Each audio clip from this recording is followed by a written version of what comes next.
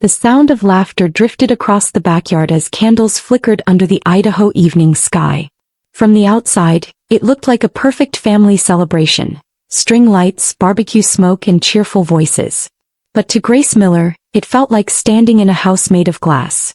Pretty to look at but cold inside. She stood by the table holding a knife ready to cut her graduation cake. Her mother, Karen, glided around greeting guests with that polished smile she saved for company.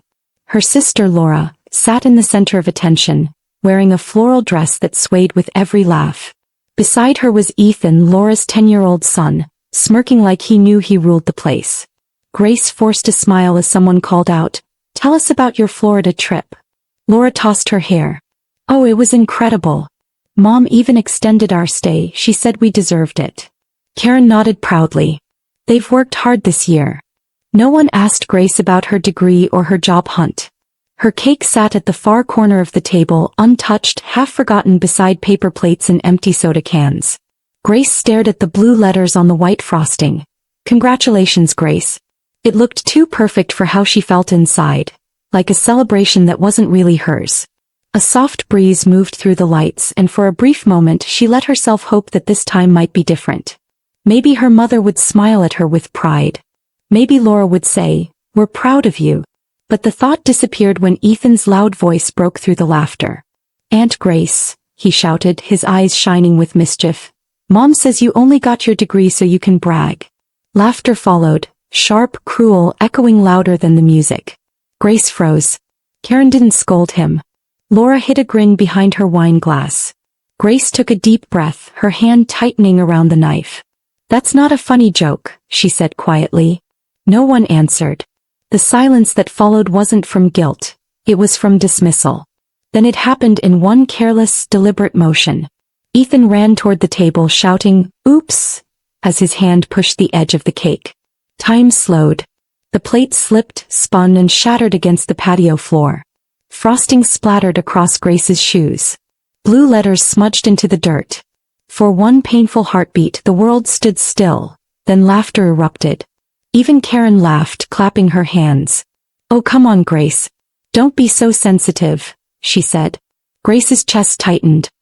"He just ruined my cake," she whispered. "He's a child," Laura replied with a smirk. "Don't make it a big deal." Grace looked at her father sitting in the corner scrolling through his phone. He didn't even look up. "It's fine," he muttered. Grace's throat burned, but she swallowed the anger like she always did. She placed the knife gently on the table, untied her apron, and turned toward the door. Her footsteps echoed on the wooden deck as she walked away. Behind her, laughter filled the air again, like a cruel soundtrack to her silence. "Don't be dramatic, Grace," her mother called out, but she didn't turn back. The evening sky was deep purple now, streaked with gold and gray. Grace opened her car door, her hands shaking slightly. She sat behind the wheel, staring at the reflection of the backyard lights in the rearview mirror. It looked like a celebration of everything she wasn't allowed to be. "Enough," she whispered to herself. Then she started the engine and drove off into the dark. The highway stretched endlessly, the radio silent. Every time she blinked, she saw the cake falling again. The laughter, the looks, the quiet approval of her humiliation. By the time she reached her small apartment in Seattle, it was past midnight. Rain tapped softly against the window as she dropped her keys on the counter and kicked off her shoes. The silence felt heavy but safe. Her phone buzzed on the table. One new message from Mom. Grace hesitated before opening it, her chest tightening with fragile hope. Maybe it was an apology. Maybe for once they'd realized what they'd done. She opened it slowly. The words stared back, clean and final. "We've chosen to sever all contact. Stay away forever." Seconds later, a small red heart appeared beside it, liked by Laura. Grace stared at the glowing screen until her reflection blurred in the glass. She didn't cry. She didn't move. She just whispered, "Okay," and set the phone down. Outside, thunder rolled, and for the first time in her life, she didn't feel the need to chase their love anymore. Morning came gray and cold, the kind of Seattle morning that blurred the line between sky and rain. Grace sat at her small kitchen table, staring at her coffee as steam curled into the air. The message from her mother still glowed faintly on her phone screen. "Stay away forever." She traced the words with her thumb, half expecting them to fade if she stared long enough. They didn't. Instead, she felt something inside her finally stop fighting. "If that's what you want," she whispered to no one. Then she opened her laptop. Her financial spreadsheet loaded automatically, neat rows of numbers she'd spent years keeping in perfect order. Her eyes drifted to two entries: parents' mortgage, $400 monthly, and Laura's SUV, $640 monthly, both payments drafted automatically from her account. Her hand froze on the trackpad. "You've got to be kidding me," she muttered. Grace remembered signing those documents 3 years ago, her mother's voice echoing in her memory. "You're the responsible one, honey. Just help us for a little while." She'd smiled then, believing it was love, believing it meant she was part of something that valued her.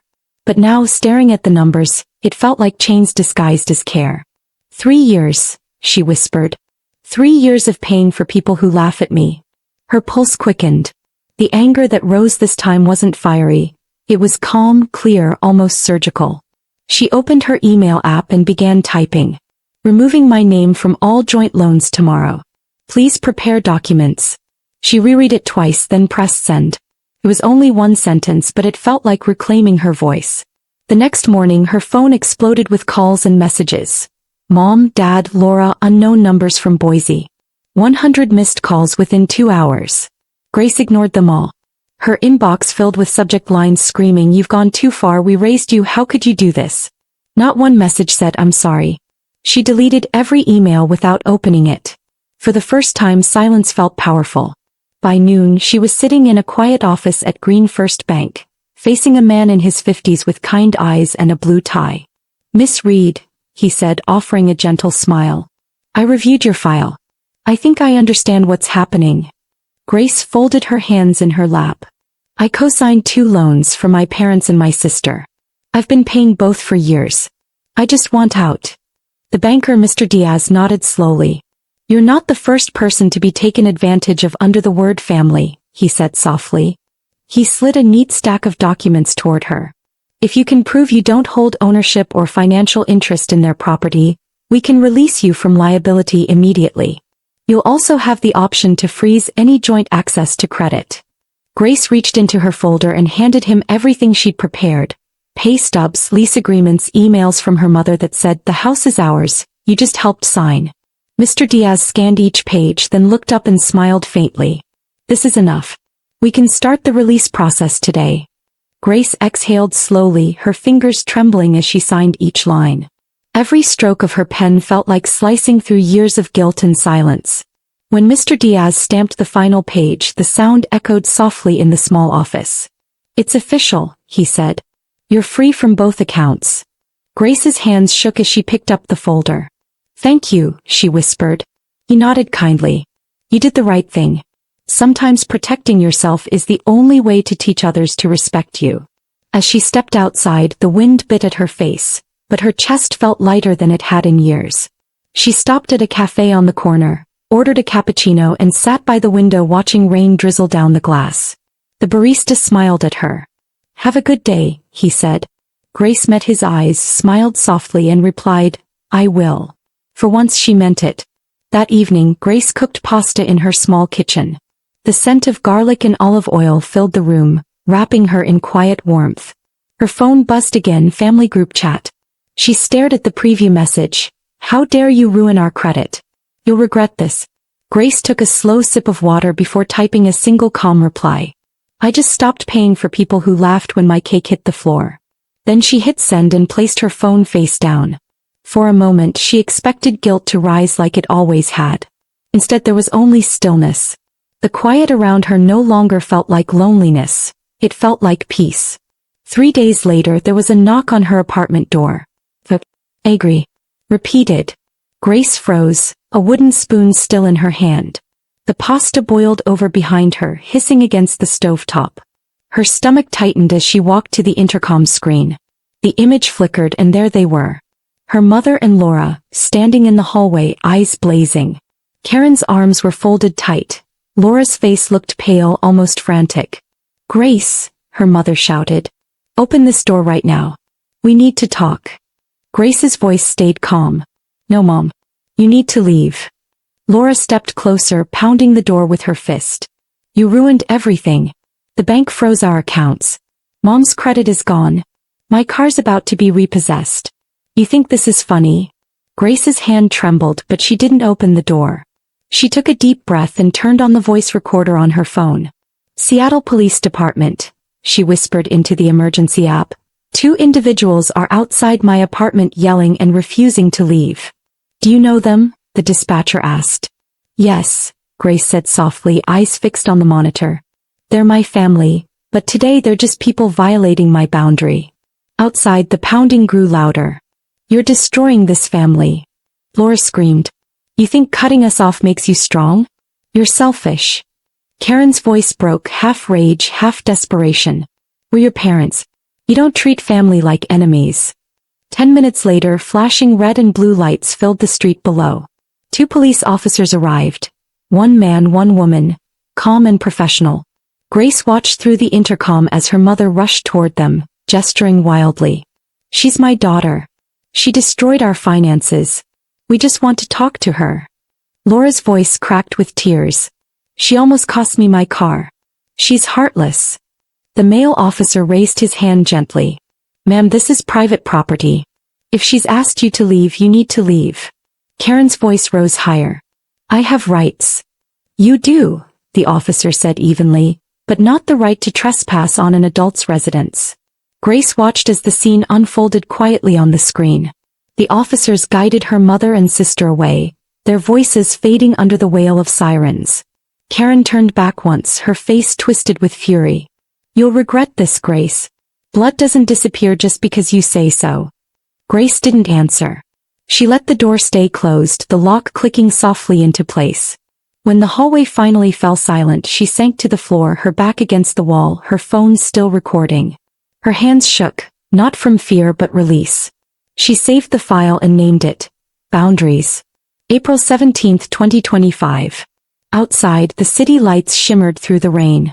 For the first time in her life, she wasn't someone's burden. She was free. The next morning, Grace woke to the soft hum of rain against her window and the faint aroma of coffee drifting from the cafe downstairs. For a moment, everything felt normal. Then her phone buzzed again. Facebook notification. You've been tagged in a post by Karen Miller. Her stomach turned. She hesitated before opening it. The post screamed in bold letters. Sometimes the child you trust most betrays you the worst. Grace stole from her parents and ruined our credit. Beneath it, dozens of comments flooded in. Neighbors, relatives, old classmates. So ungrateful. Poor Karen, after all she's done. I heard Grace used her parents' money to buy that apartment in Seattle. Each word hit harder than the last, not because it hurt, but because it used to. Grace sat in silence, scrolling slowly. The old version of herself would have panicked, rushing to defend, explain, or beg people to see the truth. But now her fingers were steady. They can have their story, she whispered. I'll keep mine. She opened her laptop, created a new email addressed to her team at Green Pulse Tech, and typed with calm precision. Subject: clarification, personal matter. Hi team, if you see any rumors online about me, please ignore them. Some people fight boundaries with lies. I appreciate your professionalism and privacy. Grace. She read it once, smiled and pressed send. The truth, she thought, didn't need shouting. It only needed time. 3 days later, an envelope arrived at her office. The letterhead read Green First Bank. Grace's heart pounded as she slid her finger beneath the seal. Inside, on crisp white paper, was the official document bearing the gold-embossed seal. This letter confirms that Miss Grace Reed has been fully released from all liabilities concerning the joint mortgage and vehicle loan under the names of Karen and Laura Miller. She ran her fingers over the raised stamp, tracing her own signature at the bottom. Mr. Diaz had even attached a handwritten note. We're proud to have helped you take this step. Stay strong. For a moment she just sat there, smiling faintly at the quiet power of freedom written in ink. That evening the Facebook post vanished. Maybe someone had told Karen the truth. Maybe the bank had contacted her to verify it. Grace didn't care. She didn't need the satisfaction of knowing. She brewed herself a cup of tea and stood by the window, watching lights ripple across Lake Union. Her phone buzzed again, a number she didn't recognize. The message read, "You'll pay for this, Grace. You think you've won? She stared at it, then slowly typed back, winning was never the point. She deleted the message thread and blocked the number. The quiet hum of the city filled her apartment, steady and alive. Weeks passed. The noise died down. No more late-night calls, no more guilt-filled messages. Grace focused on her work, finishing a complex project that earned her a quiet promotion. During a meeting, her boss, Lydia Grant, smiled across the table. "Grace," she said, "you lead with steadiness. People trust that."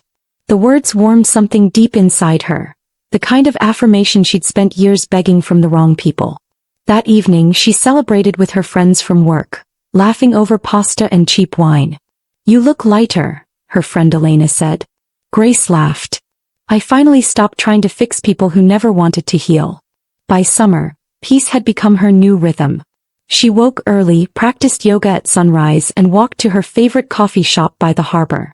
The barista had learned her order, a caramel latte extra foam, and always greeted her with, "Morning, Grace." Her apartment felt different now, not like a hiding place but a sanctuary. On her windowsill sat a small cactus her friend Marcus had given her. "Looks like me," he joked once. "Calm but don't touch." She smiled every time she watered it. The city no longer felt heavy. It felt like her own. One afternoon, Grace's phone buzzed with an email from Mr. Diaz. The subject line read, "Boundary Success Story." Inside was a photo of her release document framed and displayed in the bank's compliance office. His message said, "We use this as an example of standing up for financial boundaries. You inspired the team." Grace laughed softly, tears stinging her eyes. She replied, "Thank you. Tell them boundaries aren't walls. They're doors that only open to respect." She closed her laptop and leaned back, letting the sunlight warm her face. A year passed quietly. Then one evening, as Grace prepared dinner, her phone lit up with a single message from Laura. The name alone made her freeze. Her first instinct was to delete it, but curiosity held her still. The message contained only 6 words. "I'm sorry for everything, Grace. Tui." Grace read it twice. No excuses, no explanations, no manipulation, just an apology that arrived a year too late. She set the phone down and took a deep breath. She didn't reply. Forgiveness didn't always mean reopening the door. Sometimes it meant leaving it closed with peace on both sides. Later that night, Grace stood by the window, watching the Seattle skyline shimmer beneath the moonlight. The reflection of city lights danced across her glass, 1,000 fragments of life carrying on. Somewhere below, people laughed, horns honked, buses passed, but inside her apartment, everything was still. She whispered to herself, "This is what freedom feels like." The wind brushed softly against the glass. It didn't sound like loneliness anymore. It sounded like belonging. Grace wrapped her sweater tighter and smiled. She had built a life where her voice mattered, even if no one else was listening. The next morning she walked to the Harbor Cafe as the sun rose behind the Space Needle, turning the sky shades of gold and coral. The barista handed her the usual latte and said, "You look happy today." Grace smiled. "I am." She found her usual seat by the window, opened her journal and wrote a single line. "Sometimes silence isn't weakness, it's power finally speaking for itself." She looked out at the calm water, her reflection clear and whole. Grace wasn't the girl whose cake was pushed to the ground anymore. She was the woman who chose herself, and that was worth more than any apology. Months turned into a quiet year of rebuilding. Grace began volunteering at a women's financial literacy program on weekends, helping others who'd been manipulated or pressured into debt for family reasons. During one session, a young woman with shaking hands confessed, "My parents used my name to buy a car. I feel trapped." Grace smiled softly. "You're not trapped. You're just standing in a cage someone else built, and you can walk out any time." The room went silent. For the first time, Grace realized her story wasn't just survival, it was guidance. She wasn't just healing, she was helping others heal too. Her career flourished quietly. Green Pulse Tech expanded and Grace was promoted to project director. At the team meeting, Lydia smiled and said, "Grace leads with calm strength. She doesn't shout to be heard, she listens then acts." The applause that followed wasn't the fake kind she used to hear at home. It was real, warm, earned. Later that evening, Marcus stopped by her office holding a small potted plant. "You're unstoppable," he said with a grin. Grace laughed, taking the plant. I just stopped giving my peace to people who never earned it. One evening, while sorting through her closet, Grace found the old graduation cap she'd worn the night of the barbecue. A streak of blue frosting still clung faintly to the fabric. For a moment she sat on the floor holding it, remembering how that night had felt. The sting of humiliation, the silence in her car, the way her heart had gone numb. But now she saw it differently. It wasn't the night she lost her family. It was the night she found herself. She smiled faintly, brushed off the dried frosting, and placed the cap on a shelf beside her framed degree. "You did it," she whispered. That fall, Grace received an invitation in the mail. The handwriting was familiar, Laura's. Inside was a wedding invitation, addressed only to Grace Reed and guest. The note inside read, "I don't expect you to come, but I wanted to ask anyway." Grace sat at her table for a long while staring at it. The old ache stirred but didn't sting. She folded the invitation neatly, placed it back in the envelope and wrote a short reply. "Thank you for the invitation. I wish you peace and happiness." She didn't attend the wedding. Some chapters, she realized, end best with quiet grace. Winter arrived in Seattle with silver rain and soft fog. Grace loved the sound of it, the way it filled the world with stillness. On weekends she cooked soup, read novels and met friends for brunch. "You've changed," Elena told her one Sunday over pancakes. Grace smiled. "Maybe I just stopped shrinking to fit people's comfort zones." She no longer checked social media for family updates. She didn't need to. The peace she'd built didn't depend on what others said or thought. Her life finally felt like her own story, not someone else's stage. One Sunday morning she received a letter from the Financial Literacy Center. Inside was a photo of 20 smiling women holding certificates. On the back a handwritten note read, "Thank you, Grace. You showed us that protecting yourself isn't selfish, it's survival." Grace ran her fingers over the ink, her eyes softening. That night she wrote in her journal, "Every boundary I built became a bridge for someone else." For the first time in years she felt proud, not for being strong but for being free enough to help others find their strength too. Her apartment walls slowly filled with photos of the people she'd chosen to call family. Friends laughing over dinner, colleagues celebrating small wins, children from her workshops holding up drawings that said thank you. The emptiness that once haunted her space had transformed into warmth. One evening Marcus came over with takeout and asked, "Do you ever miss them?" Grace thought for a long moment. "Sometimes," she said softly. "But missing someone doesn't mean you should go back. It just means you remember what shaped you." Marcus nodded quietly. "You turn pain into peace. That's rare." In early spring, Grace was invited to speak at a local business conference. Her topic, "The Cost of Family Pressure, When Love Becomes Debt." Standing before a room of professionals she told her story, not with bitterness but with clarity. "People think betrayal comes with enemies," she said, her voice steady. "But sometimes it comes from people who say they love you. Protecting your peace isn't cruelty, it's courage." When she finished, the audience stood in silence before breaking into applause. Several attendees approached her afterward, thanking her for saying what they couldn't. Grace realized that truth, once buried in shame, had become her power. After the conference, she returned home and sat by the window as the evening rain began again. The city lights reflected across the puddles below, turning the streets into rivers of gold. She thought of her younger self, the woman who'd once stood in a backyard full of laughter, holding a knife and wondering why love hurt so much. She whispered softly to the reflection in the glass, "You made it out." The city outside hummed like a lullaby, alive and forgiving. Grace smiled, feeling years of heaviness finally drift away. One night in late summer, a delivery arrived, a small box with no return address.